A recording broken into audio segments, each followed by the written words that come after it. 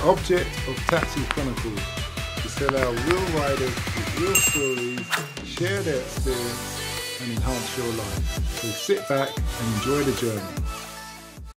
Morning, morning, morning. Yes, we're back with another episode, another rider. Today we are honoured to have a churchgoer in the house, and he's big on helping the community. He's so big on helping the community, he's actually doing a degree so he can help the community.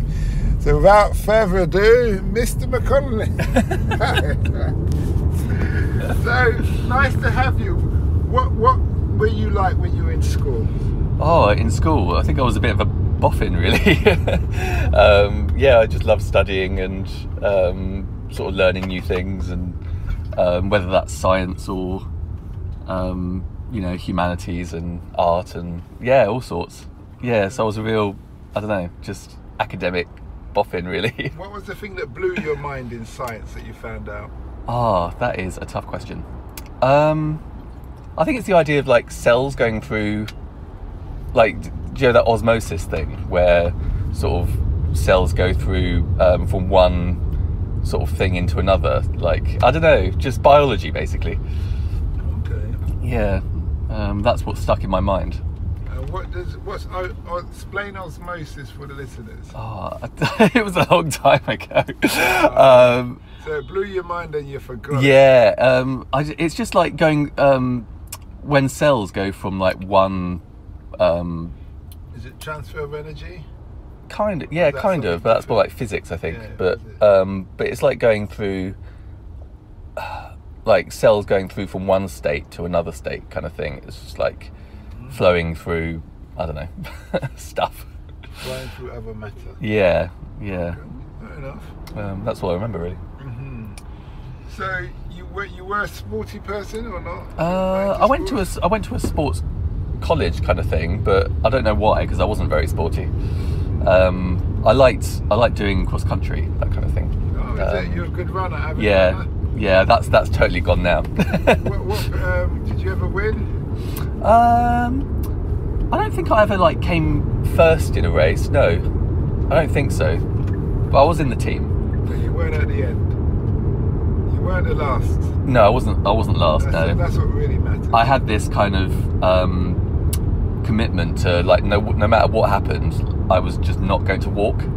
Like, you know, because some people after a while, they kind of obviously like gave up at the back and just decided to walk to the end. Yeah. But I thought, you know, no matter what happens, I'm just going to keep going. Push on. Yeah. Yeah, I hear that. I can respect that. The last marathon I ran was a half marathon. Was it a half marathon or a quarter marathon in Stratford? Oh, My right. attitude was, I'm just not going to be last. Yeah, I think that's a good. That's my only thing. Yeah, I think that's a good way of looking at it, actually. No, man. Don't worry about being first. You just don't want to be last. Yeah. I know that's a terrible place to be, isn't it? Where you... Yeah, but I had a lecture of a guy one time, my old boss, and he said he ran the marathon and it rained that year. It was pouring down. Yeah. And he said he just hit this wall. It was unbelievable. He's used to running marathons in New York and Paris, and he said it was really bad when a guy in a womble suit passed him. A womble suit? Oh no, you know it's... Think of how heavy that suit is. Yeah. And it's full of water, and he's running. You know, he's got a big hat and everything. Oh. And you know it's bad when you get overtaken by a womble. That's brilliant. I had a situation where I was overtaken. I was in Watford. We did a half marathon in Watford, and really exposing myself. Yeah, no. And I must have just decided to run off really fast at the start. So I thought, oh, it's all down hills. So I'm running. I didn't know it was going to go back uphill, and then this guy pushing another guy in a wheelchair past me. Well, yeah. So, I mean, a double team. Yeah, that's when you just knew, and I just ended up walking there, man. And then I'd old people run past and pat me on the back. Come on, you can do it. And I was like, Jesus. That's what I like about marathons, actually, when people egg each other on. That's quite nice. But no, I didn't want to. I just didn't want to be there. The embarrassment is just killing me. I mean, that's an earthquake and I jumped in the hole. I mean, that is impressive for a wheelchair. You know. Yeah, it's committed, man. Yeah, very, it's committed. very committed. So, you went to college. Yep.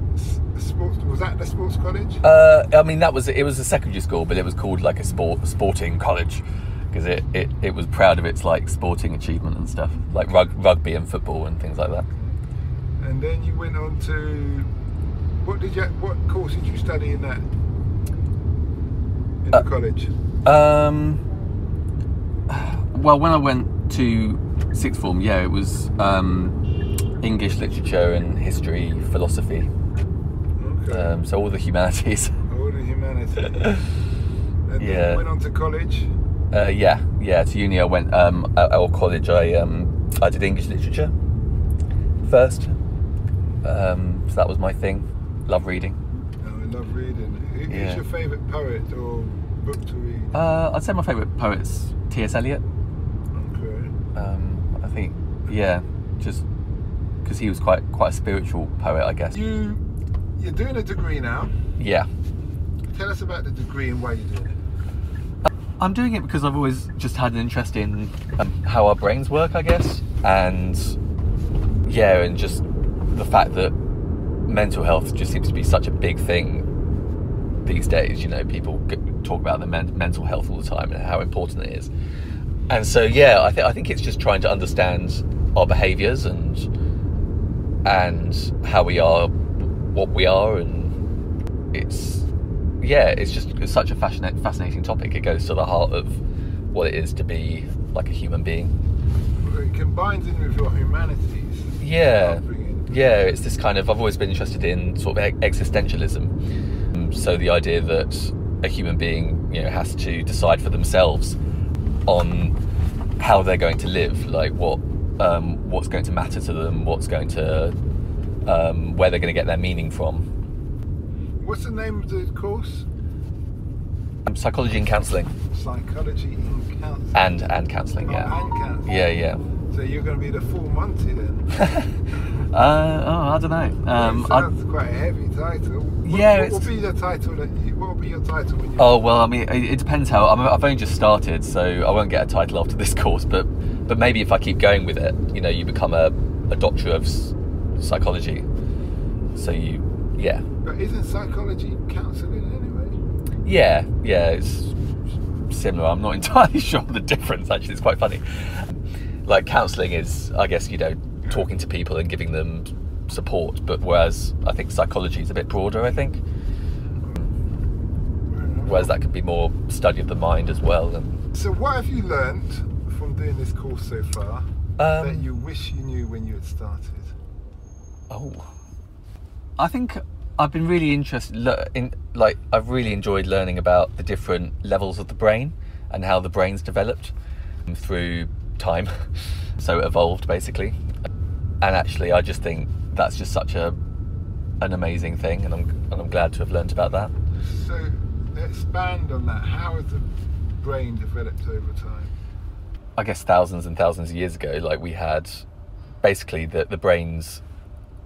If we look at the building blocks of the brain, it began with like what's called the lizard brain, and it's called that. Actually, I'm not sure why it's called that, but that's basically the part of the brain that deals with all of your like core needs, like you said about really needing your dinner, that kind of thing. Like that. That's like the part of us that's like the simplest level. Like that's like our needs, like thirst and things like that. And then after that is like the emotional brain, and that begins to develop like after we're born. And then on top of that is our most recent as human beings level of the brain, which is like the neocortex, and that's all of our sort of opinions and judgments about ourselves and others. I'm reading this book on trauma at the moment, and the idea that certain reactions that we have to situations completely bypass like our more rational brain and go straight to like the part of the brain that's more to do with like panic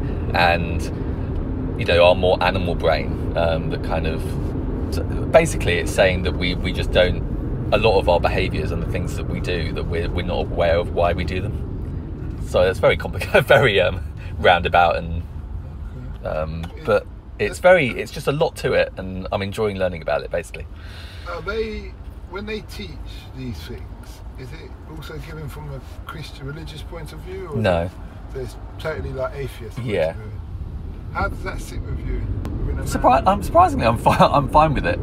I think because it's not just atheist. You can be Christian, you can be Muslim, you could be atheist, agnostic. You can learn about this stuff and still hold true to your own beliefs.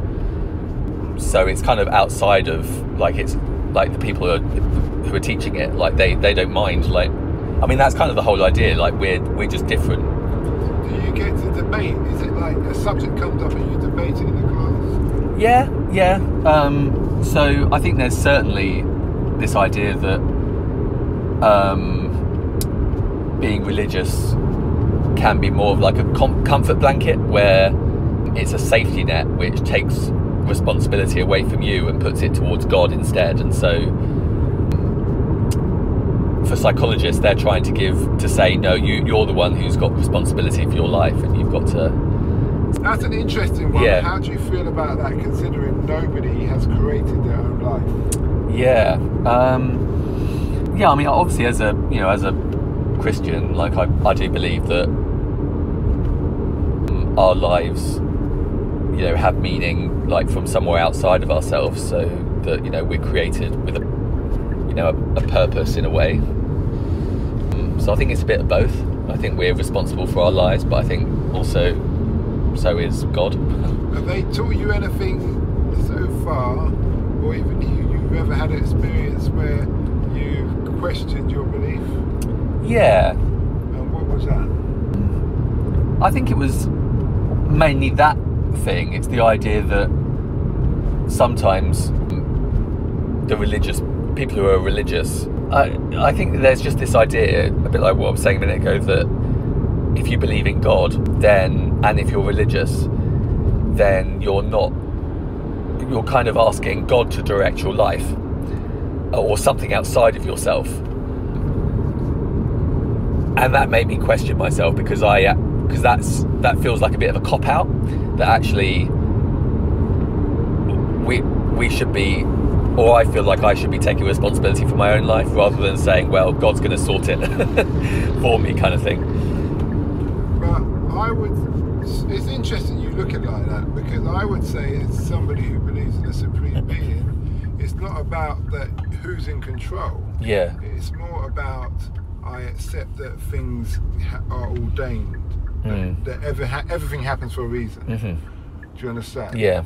So, which is I say, more effective way of looking at it, in the sense that I don't need to worry about being in control. The decisions that are put in front of me that I'm able to physically or mentally make, I will make the best decision at the time. Right. But everything else, whatever decision it is I don't need to worry overall. Yeah.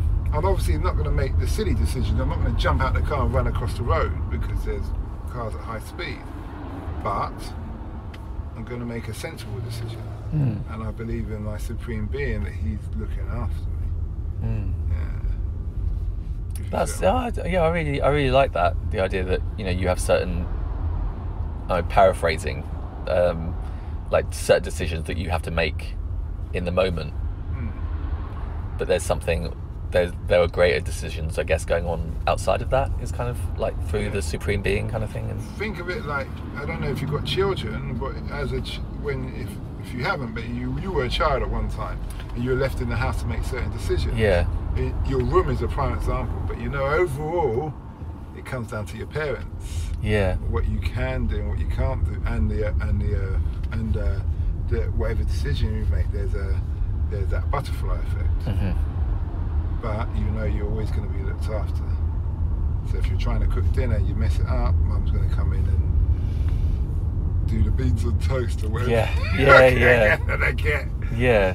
So it's still having that sense of something, someone caring for you, kind of thing. In that light of things. So, but yeah. So, with this course, how long is it? So the first part of it's a year.